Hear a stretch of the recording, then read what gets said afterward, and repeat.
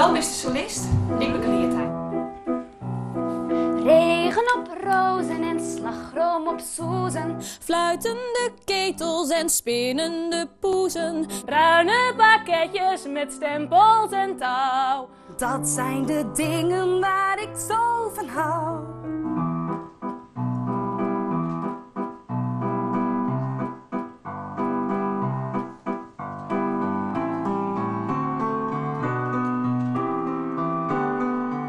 Ik ga altijd al iets met Jorrit Hoorn als liedvamke. Ik ga altijd zijn, nou, ik wil daar ooit nog eens staan.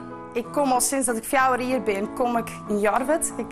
Ik zit er altijd naar te zien. Ik dacht, als ik daar ooit een keer spelen kan, het zou heel cool zijn. Het stuk gaat ons alles wat wij denken dat boeiend is voor een mooi breed publiek. Er zit leefde in, er zit romantiek in, er zit idylle in.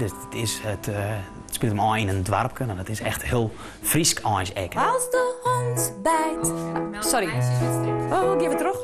Als de hond bijt, als de bijst heeft, zijn ze boos op mij. Dan denk ik aan alles waar ik zo van hou. En ben